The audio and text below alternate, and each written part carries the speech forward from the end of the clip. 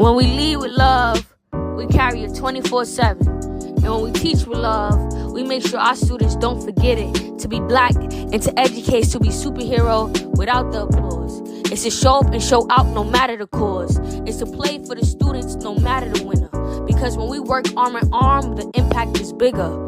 Welcome to Untenured Podcast, where educators have a space to speak their truth. So tap in and listen to the very voices that mold our youth.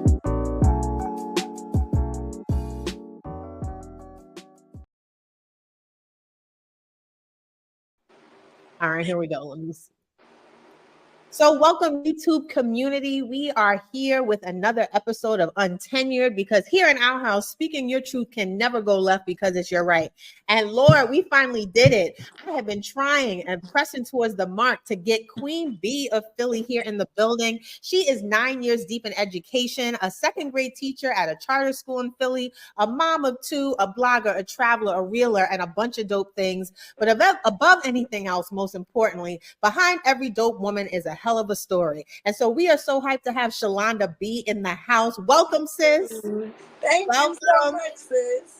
Yes. And so first, again, like I told you right before we started this recording, shout out to doing a podcast in May, because just like a faculty meeting in May, teachers be like, really, can we just end this year? So thank you for coming and being a part of this experience towards the end of the year. And most importantly, for picking your dope title. So you chose the word unboxed. Can you tell me why you picked that? Yeah. Because for so long, when I first started teaching, I felt like I had to fit into a specific box, or I was being pushed into a specific box, right? Like, oh, you're a teacher, you have to be this one way, you have to do this one thing, or you're a black teacher, so this is how you should conduct yourself. And I forced myself into so many boxes, and I would wonder why, not even with just teaching, other things in life, I'm like, it's just off. But I realized when I didn't try to put myself in too many boxes, when I was just authentically myself, walking in my truth, not only did it open up a lot of doors teaching wise in my life in general, it definitely helped me. Well, listen, we want to get on this unboxed train because, again, you are a total vibe. What you're doing, not only to protect joy and bring fun to second grade black and brown babies, it really is inspirational, totally inspirational.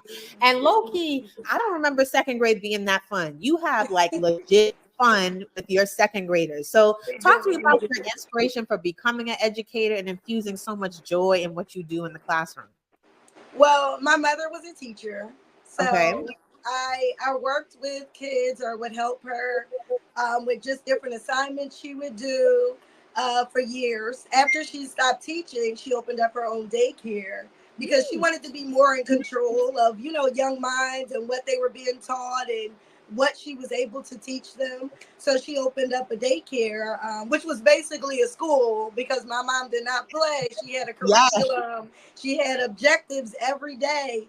But just watching her in that environment, I was like, okay, I like that. This is what I want to have do. A few years, when you get older, it's like, I'm not going to do that. I helped my mom this whole time. I'm going to get away from it. I never could get away from it. I was in college and I was like, this is what I'm doing. Yeah. All right. So shout out to mama, and on your mama, like this was in your DNA from the giddy up. Now I get that from what you're describing. It sounds like from myself also that your mother was your first teacher. Do you remember your second grade teacher's name and what that classroom experience was like? I do. My second grade teacher's name was Miss Jackson. And she was not a pleasant teacher. You know how it is being black and brown.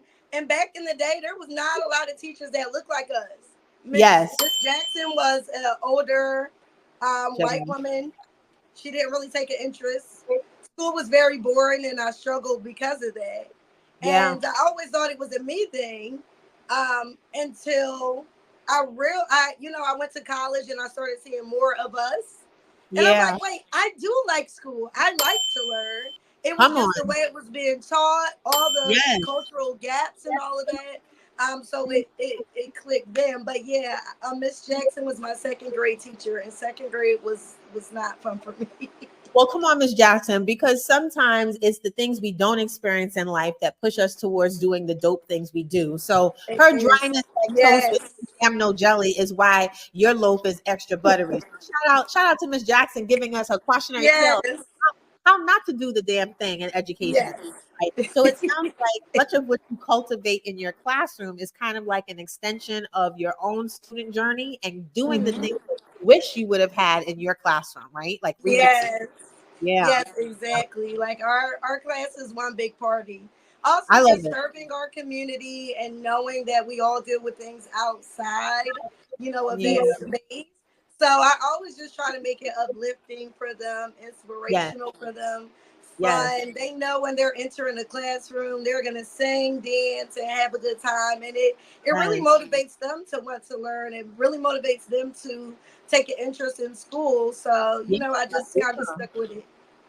And listen, one of the things that has been like a trend in having these dope conversations with Black educators like yourself is a lot of times when we talk about cultural responsiveness, a component that I think is often left out, but dope educators are doing is youth culture, like embedding that in, like the TikTok trends and the dances and the songs you do like seamlessly and beautifully. And so, one of the things that I'm even thinking about that I remember I saw on your IG page is I'm a Black teacher. Of course, I'm going to give you the look so you can get yourself together. And so, like, what was the inspiration for the ones you chose for that video? Because I listen, I don't know if you remember or saw Mr. Woodson. He's also from Philly. He also dope Black educated male teacher, and he did his versions. But the one when you do I'm a Black teacher, I love the one about the look, because the look, if you about this culture, you know what the look is. That is a cultural thing. Yeah, but it's highly effective. My kids actually give me a lot of ideas for the videos that we do. We do it at the end of the day during our break time. It's something for them to look forward to. So they always look forward to it. So I was kind of recording some of it. And a student was like, you need to put the look in there, Miss B, because you're good at the look. You need to add that. So I was like, you know what? I'm going to add it and just see. But people loved it. Listen, shout out to your mini beehivers, because I love, that was my favorite. I love the whole video. If I had to pick one, that one was my favorite one.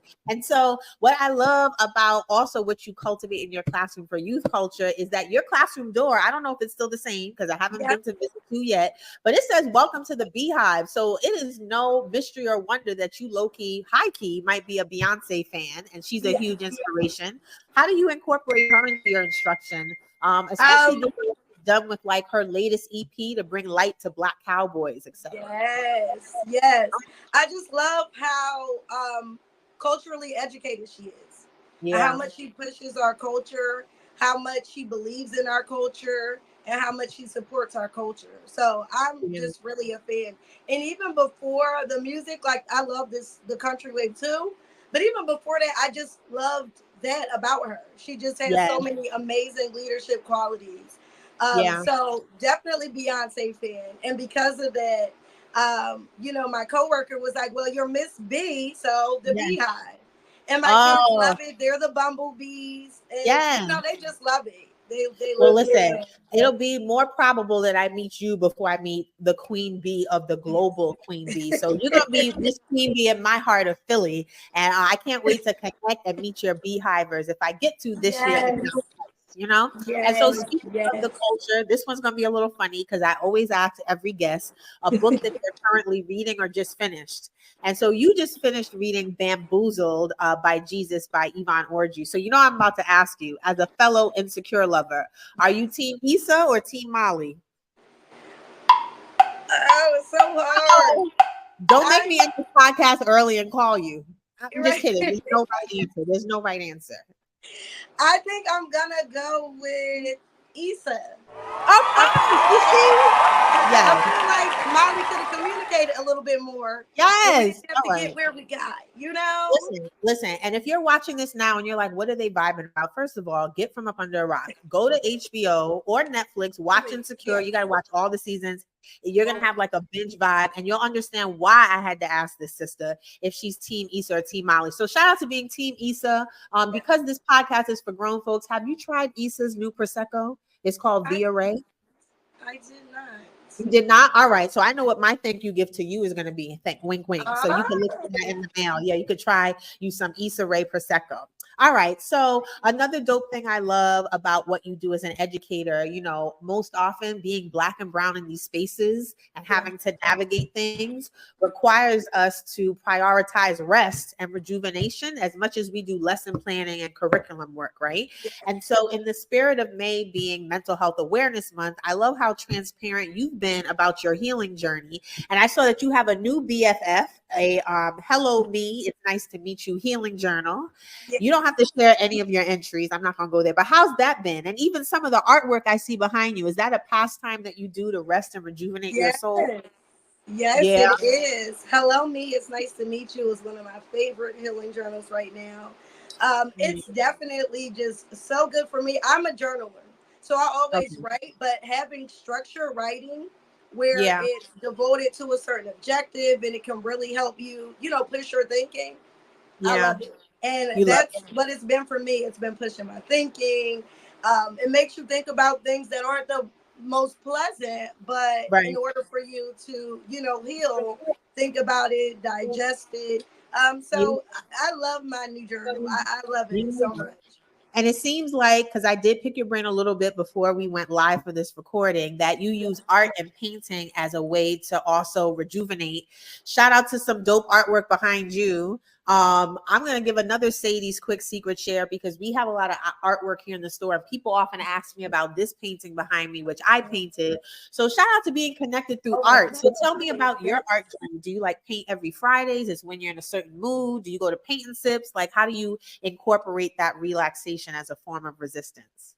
I would say I do a little of all of them. So of course, paint and sips. If I can find one, I am there. It's one of my favorite things to do. So I definitely do those. But I try to paint at least once a month.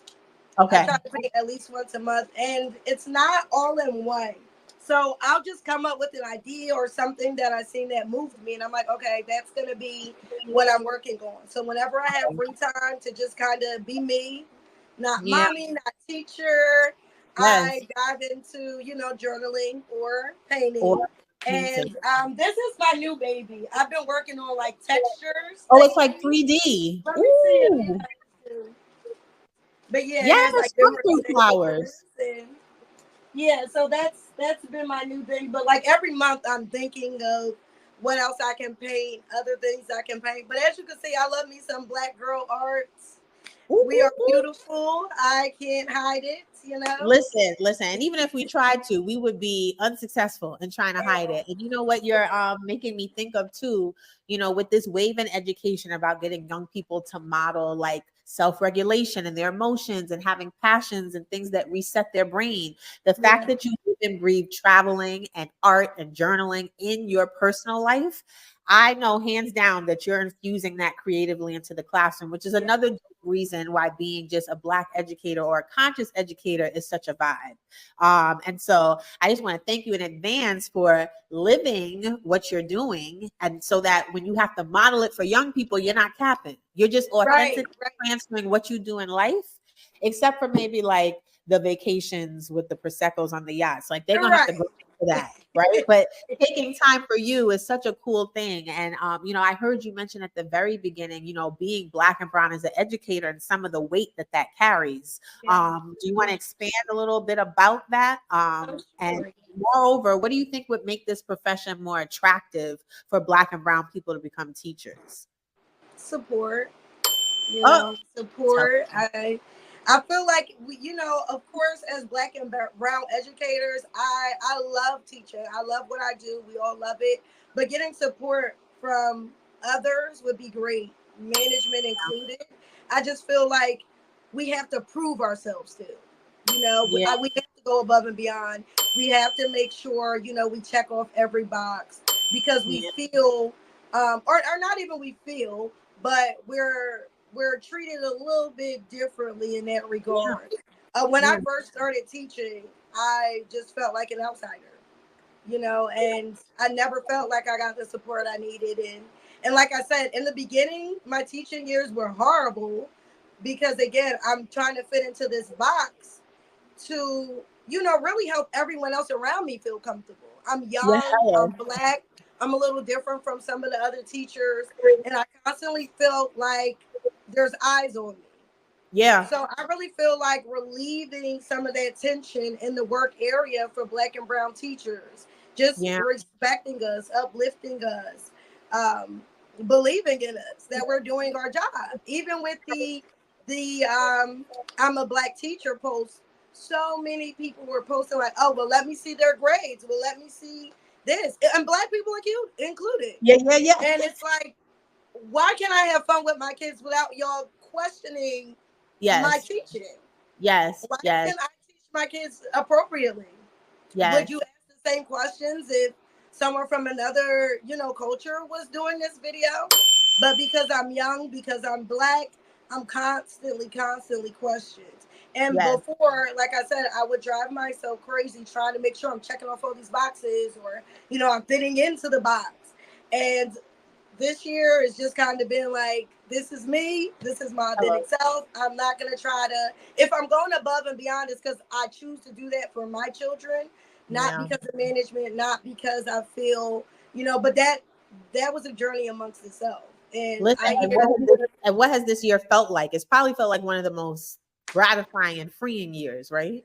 Yes. Now, we know teaching is never the easiest. But this year has been my best year of teaching. And I've been teaching for 9 years. But really just letting go, like letting go of the expectations, the weight, the barriers, like letting go of everything and just living in my truth, living in my purpose, doing what makes me happy. And I realized I would say these things to my students, but I wasn't really living it, 100% through. So this year I was like, no, I want them to stand on their own. I don't want them to feel boxed in. I don't want them to feel like they have to go above and beyond because of their, their color, their race. I don't want them to feel, I don't want them to feel like they have to overdo it. And that's how I felt for a long while. So this year, I definitely do my thing with teaching, but I'm going to take some breaks. I'm gonna relax because that's what I need, and it's definitely helped me out as far as teaching this school year. Yeah. Well, sis, you make Unboxed look good, and so if you are a Black educator, either in your service program or you're a current one, and you just been feeling riled up and tight, listen to Queen Bee from Philly. Listen to Shalonda. Just cut the button down just a little, like cut the looseness, and just be you and show up unapologetically. I love it. Now, when you get back to your education, do you remember having at least one teacher who was like that, who was Black unapologetically? Or better yet, at what grade did you have your first Black teacher? Maybe they weren't unapologetically Black, but do you remember having Black? I did. My 4th grade teacher, Miss Wilson. And I also had a teacher named Miss Weathers. And they were a little bit more polished. Back in the day, you couldn't do too much. Oh, no. Pleated shirts and button downs. Yes. That was them. A little bit older, But that was my first time. And I remember, even though, their skills were different, they were a little bit different than me. It was very intriguing for me at a young age. Like I never had 2 Black teachers before, and they were confident. They were confident in themselves, and I was like, wow, they are confident in this school with, mostly, white people here. And that stuck out to me. I remember that really stuck out to me. College is when I really felt connected to a few of my teachers, though. Yeah. I had a teacher. Go ahead. No, go ahead, sis. No, I had a teacher named Miss Tessie, and she was amazing. She was just her true self. She would laugh, she would joke. We would have to come in and sing, and we're in college. So it'd be like, come on. And she'd be like, no, come on, get have fun.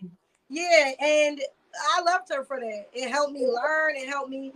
You wouldn't really say it at the time, but I would be excited to walk into her room. I would be excited to engage in these things. And I use a lot of her same teaching methods and strategies in my classroom. Well, listen, Miss Tessie, if you're watching, or the niece, daughter, son, grandchild, auntie, best friend of Miss Tessie, we need you. We need you to come and spread the joys of teaching all the way up through post necessary because I remember my college classes, those things were dry like toast, like extra burnt and crispy. So I can't even imagine having like a Miss Tessie at college. That just like blew my mind. All right. Yes. So shout out to Miss Tessie and all that she did to inspire your pedagogy. Yes, 3 snaps. So we love music at Sadie's, and clearly you're a beehiver. Do you think Beyonce would be your answer if I was to ask you an artist who matches your swag? Like if you had to take a musical artist right now and be like, oh, if you take me as a teacher and put me in a musical artist, it would be her. Is it Beyonce? I don't think I'm Beyonce. I think I'm more, I think I'm a little edgier. I think I'm more like a Ari Lennox, maybe. Pressure? Yeah, pressure. Yo, I don't make me sing. Anyway, all right. So we like an Ari Lennox pressure. All right. So then keeping in that edgy Ari Lennox lane, do you have a hype song? So you wake up one morning and you like, ooh, I love teaching these babies, but I am dragging today. Let me just turn on this song real quick so I can get some pep. Do you have a hype song? Yes. Okay. It's Drake, Started from the Bottom. Wait a minute. It came out struggling. So that's always just kind of hit my song. Right. Started from the bottom. And T Grizzly, which I've never listened to T Grizzly. I heard it on the radio and I was like, I love it. But it's T Grizzly. It's called Nobody. But both are just like hyping. You're hyping yourself up for all the things that you've accomplished, went through. You know, well, look at me.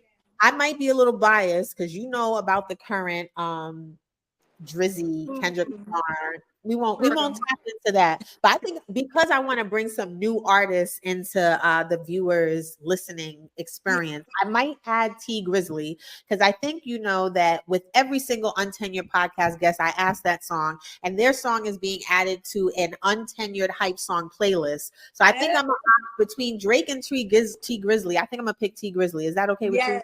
That's okay. All right, but low key. Drake Started at the Bottom is the one that she also loves very much. All right. I don't know. I'm Team Kendrick. We might have one little dividing thing over here, but we'll see for after this recording. All right. So working at a charter, there's always controversy about charter versus public. And so I wanted to also ask you this question. Do you think school choice is a villain or a hero? It's hard for me because I see ups and downs with both. I feel like charter, they like the overhead definitely has a little bit more control with certain things. There's really no, it's kind of just open. There's no set rules. Public school, you know what you can do, what you can't do. I feel like charter, they just kind of make up I don't want to say make up their own rules, but it's you know, it's just a lot more freedom. Yes, because even when I'm watching, again, low key, I stalk your IG. When I'm watching your beautiful classroom videos, all I keep thinking about is, now, if I tried to do that in the public school I taught in, and even if an administrator saw or didn't see, I'd have a colleague like reporting me, like she's over there playing Beyonce and dancing. And I'm like, see, this is one of the reasons why I love charter, because in most settings, showing up as your unapologetically Black self and infusing cultural things, you don't get as much of the red tape. All right. So we're going to leave that one. We're going to leave that one nebulous. We're going to say we don't really know because it depends on the context and the building. But it's not a black and white answer for us right now. If to be fair, I've never worked at a public school. I've only been at charter. You are a wise woman. You are a wise woman. Anyway, let me not go down that rabbit hole. All right. So this one I know you'll have an answer for. What is your pet peeve when teaching while Black? Like, you better not do this with the babies. Either or you're experiencing it from a colleague who may or may not be Black. Like, don't do this with me because I'm gonna call you out. Like Kelly Rowland, did you see her? Oh yeah, started out nice and then she was like, because she had to let you know. Okay, so tell me, what's your pet peeve? Teaching while Black? Yes, mine would be over force. Like, I see a lot of teachers, non-Black teachers, feel like they have to yell or scream, you know, for small situations with children of color. They feel like they just have to add that, you know, aggression for some reason. And there's a lot of times I'm like, she dropped a pencil. It's all right. Go pick It's it not up. that deep. So I would say beefing and breaking because you dropped the pencil. Yeah, that's not. Yeah, that just grinds my gears. I don't like seeing our children be mishandled in any way, especially I don't want to say because they're not of the culture, but a lot you can tell that they don't understand cultural norms. Yes. So sometimes I feel like they just take it to level 10 with aggression, and it's like, bring it back down. You don't do that with Billy. I don't want you doing that. Okay. And my thing is, how are you modeling even frustration for young people, right? Because if that black and brown child was to go to level 10 in aggression for something that they were experiencing from an adult, that baby would be suspended before you could say suspended. Exactly. All right. So don't do it in front of Miss B because she's definitely gonna call it out or pull your coattail. Do not show over aggression with these young babies. They dropping pencils and you beefing, and it's not that deep. So that might actually be a perfect segue to Oh Hell No. And so we have 3 micro segments here at Sadie's. The first one is Oh Hell No, where our guests get to pick a topic that had them saying hell no, either for a reason that's obvious or not so obvious. And I love that you're calling this one front and center because there was a lot of mixed opinions about a chocolate teacher that had his students helping him take his braids out in the classroom. And if I'm not mistaken, he might have been either suspended or fired or put on leave for it, but it was deemed highly and grossly inappropriate for him to have students taking his braids out. What say you, Miss B, about that? Listen, it's so crazy, guys, because I followed him for so long. He makes different videos. I'm like, this is a black teacher, great teacher. But why are we doing that in the classroom? We are going through a literacy crisis right now. we can be doing fluency. I don't know. I just feel like, and if you follow my videos, you see like on break times and stuff, we do play and have times, but it's just the appropriate time. So to use a class time, taking out braids is not a short process. That's not like 10 minutes. That takes some time. So that's for the size of that braid. If he had one patch of braid like you, I'd be like, okay, that's like what, 15 minutes? But the braid had the micro minis, I think. Yes. I'm like, what are we doing here? Yeah. I feel like it's all out of love. So there's a lot of people, because we don't have a lot of black male teachers in the room. Their thinking is too hard, but I feel like we do have, while it's important to grow connections, we also do have a job to educate. So you're robbing them from, their learning. You're robbing them from, moments they could be growing. Because they taking out your hair. It just don't.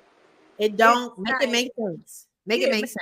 Well, listen, we're going to say, oh, hell yes, for the innovative way that brother attempted to try to connect with young people, but an emphatic, oh, hell no, for how. And you know what it makes me think of too? There was this prayer we used to say in our family that we want to be in the right place at the right time, doing the right things with the right people. Brother, that was the wrong time and the wrong place to be doing that beautiful activity. And, you can very much culturally bond over doing hair, but not in the classroom when we're supposed to be working on fluency and literacy, etc. All right, Ms. B, we back in alignment. You lost me with the Drake, but you got me back with this, oh, hell no. All right. So perfect. It's like, what's next. Can you see the script from my phone? No. All right. So the next micro segment is deuces. We're going to chuck up the deuces. I'm going to give you 3 things that are prevalent in education. And just so we're clear, in case you've already been watching and you know the vibe, they are all harmful. None of these are good things, but Ms. B is going to get to chime in and say which one she thinks is doing the most harm. And if they had to get the deuces like today and be removed from the education system because she had that power, she would make it happen. You ready? All right. And if I do this right, you get a little spicier. No right or wrong. I'm not going to ask you a follow-up. Rapid fire, first answer. Gotcha. He's like, come on, my braid is set. I'm ready. All right, here we go. So young people, our black and brown babies, not seeing themselves in books. Like there's no black and brown children in the books, no authors, no characters, nothing. Not seeing themselves in the teaching staff. All the teachers are every other race but mine. There's no mirror reflection back at me. Or not seeing themselves in the leadership. So the principal, the AP, none of them are black and brown ever. Which one you chucking up the deuces to? No books, no teachers, no leaders. They're all bad. I'm going to say not seeing themselves in teachers. Boom. All right, here we go. Well, that's not your Bumblebee's problem. That's for damn sure. That's not your problem. All right, so next one. Outdated teaching methods. Like you are teaching like it's 1920. Outdated textbooks. Where did you get this book from? Is old as dust. Or outdated technology. I'm pulling out the chalk and I'm writing on the board. Okay. I'm going to say outdated teaching methods. Yes. I know I can still teach with a raggedy book. I know that's right. You know, I can teach with a Sharpie, but I need my youth culture.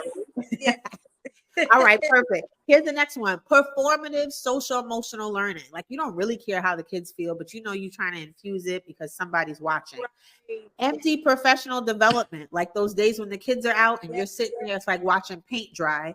Or surface level culturally responsive teaching. Oh, you want to learn about a new black person? Well, here's one new one and that's it. Which one got to go? The whack PDs, the whack SEL, or the whack culturally responsive teaching? I'm going to say the whack SEL just because SEL is near and dear to my heart. Yes. So I hate watching people fake that. Yes. And I don't really care. Listen, and low key, the kids always know. They're not going to tell you necessarily that they know, but they know when somebody's faking the funk. All right, cool. All right, here's the next one. Whitewash curriculum, white savior mentality. Like, I'm going to go to the hood and teach them, like very Michelle Pfeiffer, Dangerous Mind. And then white fragility, like everything you're a victim, you're fragile. Which one got to go? White fragility, because I can't do that crying in the office after you offended 5,000 people. Yes. It's like victim offender reversal. Like, wait a minute, I'm a victim. You crying? Right. Okay, bye, Felicia. All right. Two more. So teachers not having joy when they teach kids. Teachers not having high expectations when they teach kids, or teachers not delivering the instruction that they would want for their own kids. So not having joy, not having high expectations, or not teaching them the way you would want your kids to be taught. Which one got to go ASAP? Oh my gosh, they're all so bad. So bad. Not teaching them the way you would want your kids to be taught. It's that and joy are like so neck and neck. So close. It could be a tie. It could be a tie. All right, okay. We're not gonna pressure this sister. She has enough pressure in her 9 to 5. So she says it's a tie. It's a tie. So joy. You need joy. Yeah. Okay. Perfect. So this is a tie. It's all right. We're gonna let it be a tie. All right. And so you just survived chucking up the deuces. Go ahead and chuck up a deuce. And listen, the longer you had to pause, that means the spicier it got. It really had to make you think. So I think I did my job. Not to make you sweat, but to make you think. All right. Now this one is super rapid fire. This is our last micro segment called They Say, You Say. And so I'm gonna make a statement. And it's not how Yaya feel. It's just things that we probably have heard or people have thought about us while we're being dope and teaching in our classroom. And you give your immediate clap back, like the first thing that comes to mind. Okay, you ready? Mm-hmm. So they say angry black woman. You say? I say happy black woman. Hello. Okay. They say you need to set firmer boundaries with your kids. Your class looks too chill and not enough curriculum. You say? I say, I know my kids. I got this. I love it. Okay. So they say, but you have a month for Black History. Like, why you tight? Why you mad? Like, you have February. Just do Black History then. You say? Because Black History should be taught as regular history every day, all the time. There's so much to learn. We don't just deserve 1 month. Hello. And low-key, shout out to episode 2, which was Unbothered with Donovan M. James, because she just put out a book called Beyond February, teaching Black history any day, every day, all day for grades K through 3. And so you can hear Donovan all the way over in Philly that it's a vibe. Like your book title is the whole vibe. Like get over yourself. All right. Here's the next one. They say teachers really only work half the year. They get too many breaks. You say we work hard enough to earn breaks. Hi-oh. Okay. So they say you don't have to be Black to teach Black kids. You just have to care. Like, why do you keep talking about Black kids seeing Black teachers? Like, just care about them. That's all that matters. You say if you're not a part of the culture, you don't fully understand the culture or its problems. All right, sorry. All right, I'm supposed to keep it together. All right. So they say, here's the last one. They say, you talking about the beehive? Beyonce has no place in education. Like, she should not be in the curriculum. You say, y'all clearly don't know kids because y'all clearly don't know our kids because we link music and entertainment into everything. And hello. Learn. Hello. Emphasis on clearly. Like, you clearly don't know. I thought you was going to hit him with the look. Like, what? I like, could have hit him with the look, too. Yeah, some of these answers just need a look. Like, you need to take several seats. All right. Well, listen, it has been such a pleasure and a joy to kick it with you. I don't know when I'm going to get to Philly next because one of my favorite bookstores, which is Uncle Bobby's, is in Philly. I don't know how close or far you are to that, but I got to come connect with you in person because you are a whole vibe. I thank you for your patience and grace and for speaking truth. And then before we go, is there anything on your mama that you want to tell our viewers or share about being Black or about being unboxed or just you, Miss B, and what you stand on business for? Like, anything you want to share? Just continue to work on being your authentic self. Do what makes you happy. Be yourself. Don't worry about other people's opinions. Don't worry about anything but you, your heart, and connect with your kids. Be a teacher in and outside the classroom. Uh-oh, not dropping bombs and pearls at the very end. Well, listen, this sister is on Instagram. You can follow her at Shalonda_B. Again, it is not hard to fall in love with her from her reels, from her travels. And if I'm not mistaken, are you going away this weekend? I know you are. Are you going away? Oh my God. Listen, the airline miles and points that this sister has, I just be traveling with you vicariously through your IG. But she is a whole vibe. I want to thank you so much for speaking your truth because here in our house, it can never go left because it's your right. And you heard it here first. Here's another shining example of a Black and brown educator who unapologetically shows up as herself, protects joy, fits in youth culture. And she tried to do it the other way, y'all, in the box, very tight, and it did not work. And now she's living her freest life. Teaching is still hard AF. It's still hard AF, but when you can do it as yourself, you find moments of peace and passion and purpose. And so, any last words, Shalonda, for our YouTube community? We say here that community is a verb. Otherwise, you just live in a neighborhood. I want to thank you for being in community with me through this podcast experience. And I'm serious, sis. I know you didn't give me the green light for us to exchange numbers, but guess what? It's happening. Yes. I'm about to send you my number so I could literally send you this Issa Rae Prosecco. Yes. No, we're going to link up. I'm going to be out there too at some point. Ooh, and you got to bring Chloe with her beautiful self because we have a whole children's book section. Yes, we'll maybe I don't want to be that Black mama. Maybe you leave the kids the first time and we could just vibe. Just kidding. We love the kids. We love the kids. Well, listen, I don't care how you get here, just get here. And I'm just kidding. You want to love Drake, that's your business. As Tabitha Brown says, that is your business. But we'll talk about it offline. I heard you so much. I thank you for getting on this podcast after a long day of serving our babies. You are dope. You are beautiful. You are appreciated. You are pouring into the culture and you are leaving a legacy of what education should look like and most importantly, feel like. So thank you for all you do. And thank you viewers, because again, she is a whole vibe. That's why she's here. She is unboxed, and get unboxed with her in this journey in education. All right, then. Bye, y'all. See you soon. All right.